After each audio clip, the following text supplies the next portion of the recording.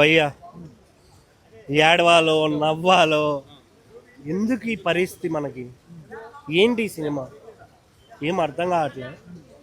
నిన్న బాహుబలి వచ్చిందని చాలా తిట్టుకున్నాను నేను రాజమౌళి గారిని. ఎందుకు మా రవితేజ్ అన్న సినిమా వచ్చిన రోజే ఎందుకు రావాలి మీరు? వేరే టైం చూసుకొని రావచ్చు కదా. మీ సినిమా ఆల్రెడీ హిట్, చాలా కోట్లు కూడా వచ్చాయి. మా రవన్న ఇన్ని రోజులు ఫ్లాపుల్లో ఉన్నాడు, వచ్చి ఏదో ఒక చిన్న హిట్ కొట్టుకుపోతాడు అనే ఒక ఫీల్తో ఉండే నేను. బట్ ఈ సినిమా చూసిన తర్వాత బాహుబలికి మళ్ళీ ఎల్లుండే బాగుండేది కదా అనే ఫీల్ వచ్చింది బేసిక్గా.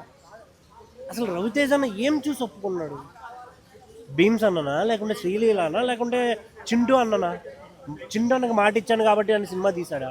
మరి ఫ్యాన్స్ పరిస్థితి ఏంటి? థియేటర్కి వచ్చే ఫ్యాన్సే కదా, వాళ్ళ పరిస్థితి ఏంటి? నేను పవన్ కళ్యాణ్ గారికి ఎంత ఫ్యానో రవితేజ గారికి కూడా నేను ఇంచుమించు అంతే ఫ్యాన్. నాకు చాలా ఇష్టం రవితేజ అన్న. సినిమా ఇలా ఉంటే ఎలా చూడాలి? ఇప్పుడు రవితేజ అన్న విజిలేసినా చూడాలి, కాళ్ళు లేపినా చూడాలి, చూస్తాం. బట్ కలెక్షన్లు ఎలా వస్తాయి, హిట్ ఎలా కొడతాం? చాలా అంటే చాలా నాకు ఏం చెప్పాలో కూడా అర్థం కావట్లేదు. మెయిన్గా ఈ సినిమాలో నాకు నచ్చింది ఏదైనా ఉంది అంటే నవీన్ చంద్ర అన్న యాక్టింగ్. బసిరెడ్డి క్యారెక్టర్ తర్వాత ఈ క్యారెక్టర్ కుమ్మేశాడు. శివుడు ఆయన ఎక్స్ప్రెషన్స్ కానీ డైలాగ్స్ కానీ కొన్ని మూవ్స్ ఉంటాయి ఆయనవి వేరే లెవెల్ అనిపిస్తుంది. డ్యాన్స్ మూవ్స్ కానీ విలన్ ఎంత ఉండాలో అంతే స్పేస్ ఉందండి ఈ సినిమాలో. కాకపోతే ఏంటి అంటే ఎవరికి ఎక్కువేం లేదు, అందరికీ సిమిలర్గా ఉంది. కంటెంట్ లేదు, సాంగ్స్ ప్రాపర్గా లేవు, ఇంకా చెప్పుకుంటే పోతే చాలా మైనసెస్ ఉన్నాయి. అసలు ఆ స్టోరీ ఏంటి, దాంట్లో ఏం చెప్పాలనుకుంటున్నారు, ఏం అర్థం అవుద్ది జనాలకి? ప్రాపర్గా ప్లాన్ చేసుకున్నప్పుడు సినిమా ఎందుకు తీయడం? మా చింటానికి బొక్క పెట్టడం కాకపోతే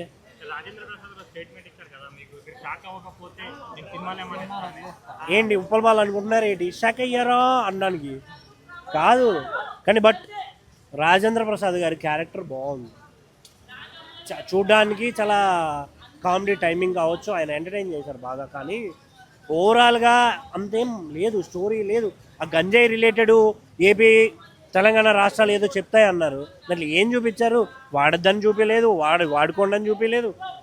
ఏదో ఒక వ్యాపారం చేసుకునే వ్యక్తిని ఎలా ఏం చేశారు, ఈగో ఉన్న వ్యక్తి ఏం చేశాడు ఏంటి అనేది దీని గురించి చూపించారు తప్ప ప్రాపర్గా ఏం మెసేజ్ ఇచ్చినట్లేదు. ఆ యాక్టింగ్ రవితేజ్ అన్న యాక్టింగ్ కోసం వస్తారు తప్ప జనాలు, అది బాగా అనిపించింది నాకు. మన కాదన్న అసలు నేను ఫుల్ డిసప్పాయింటెడ్ అని చెప్తుంటే టికెట్ వర్తాన్ని మీరు క్వశ్చన్ ఎలా అడుగుతారన్న నాకు అర్థం కావట్లేదు. మాస్ జాతర, మాస్ మహారాజా రవితేజ గారి ఫ్యాన్స్కి ఫ్యాన్స్ ఆఫ్ ఫిలిం.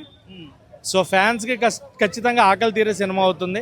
ఆడియన్స్కి ఓకే ఫిలిం ఉంటుంది, అంటే ఆడియన్స్కి బాగుంటుంది. ఫస్ట్ హాఫ్ చాలా బాగుంటుంది, సెకండ్ హాఫ్ కొంచెం ల్యాగ్ ఉంది. అండ్ సాంగ్స్, సినిమాలో సాంగ్స్ డిస్టర్బింగ్. ఏమన్నా టీం కుదిరితే ఆ సెకండ్ హాఫ్లో వచ్చే సాంగ్స్ని పక్కన పెట్టేస్తే సినిమా చాలా చాలా బాగుంటుంది అనమాట. అండ్ లాస్ట్ 10 minutes అయితే రవితేజ గారి ఫ్యాన్స్కి పూనకాలే. థియేటర్లో ఈగల్ సినిమాలో క్లైమాక్స్ ఫైట్ ఉంటుంది కదా, దాన్ని మించి అనిపించింది. యాక్షన్ ఎపిసోడ్స్ చాలా బాగున్నాయి. రాజేంద్ర ప్రసాద్ గారికి అండ్ రవితేజ గారికి మధ్యన ఎమోషన్ కానీ ఆ కామెడీ కానీ చాలా బాగా వర్కౌట్ అయింది. అజయ్ ఘోష్ గారికి, మన హైపరాది గారికి కామెడీ బాగుంది.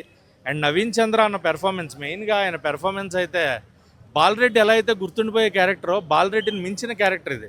ఆయన complete out and out villain రోల్లో కంప్లీట్ సీరియస్ ఎపిసోడ్లో కనిపించారు, సీరియస్ యాంగిల్లో కనిపించారు. సో నవీన్ చంద్ర అన్నకి it's a good film, good comeback film. ఆయనకి ఇక్కడి నుంచి నెగిటివ్ రోల్స్ ఇంకా ఎక్కువ పడే అవకాశాలు అయితే ఉన్నాయి. అండ్ ఓవరాల్గా సినిమా అయితే మంచి ఫ్యాన్ స్టఫ్ ఉన్న ఫిలిం అన్న.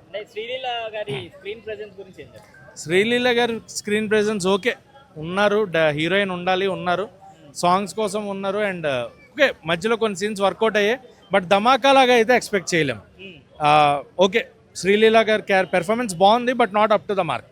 అంటే అంత హెవీ క్యారెక్టరైజేషన్ లేదు. ఆవిడ పెర్ఫార్మెన్స్ గురించి కాదు, క్యారెక్టరైజేషన్ అంత ఎక్కువ లేదు.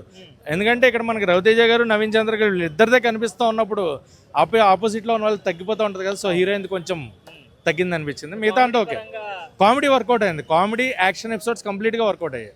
Songs are disturbing in the film, songs తీసేయండి కుదిరితే. రవితేజ గారు మొన్న ఈవెంట్ లో చెప్పారు కదా, లాస్ట్ సినిమాలతో కొంచెం డిసప్పాయింట్ చేశారు. చిరాకు పెట్టాను లాస్ట్ 2 సినిమాలకి అని, ఈ చిరాకు పెట్టలేదు.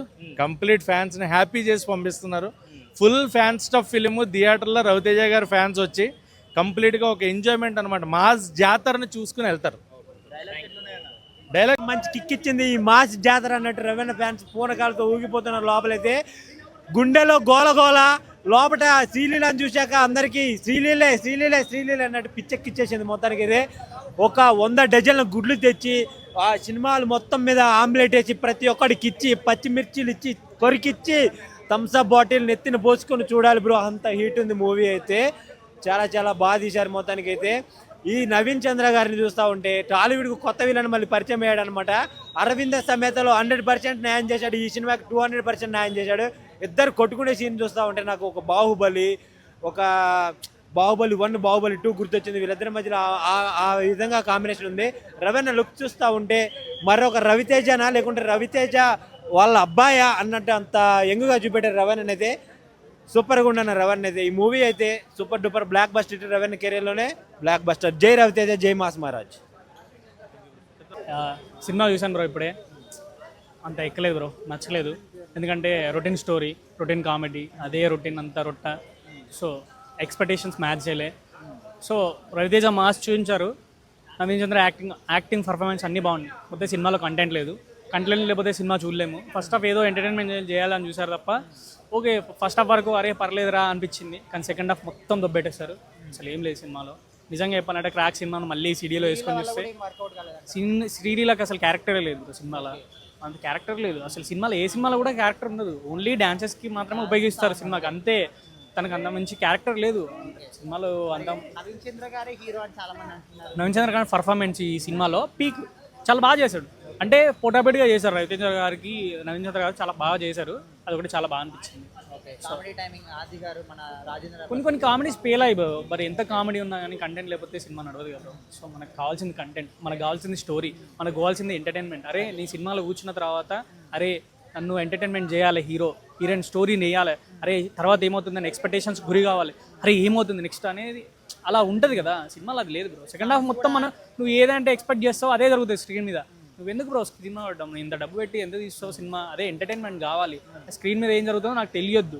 ఆ సినిమా ఏదో ఎక్స్పెక్టేషన్స్ పెట్టుకుంటాము, అదే మాస్, అదే ఎన్ని రోజులు బ్రో, అదే నచ్చట్లేదు. అదొకటి తగ్గించుకోండి. అందరూ మంచి కంటెంట్ తీసుకొని మంచి సినిమా చేసింది అనుకో, మేమే విజిల్స్ కొట్టి 100 crores మేమే ఇస్తాం కదా.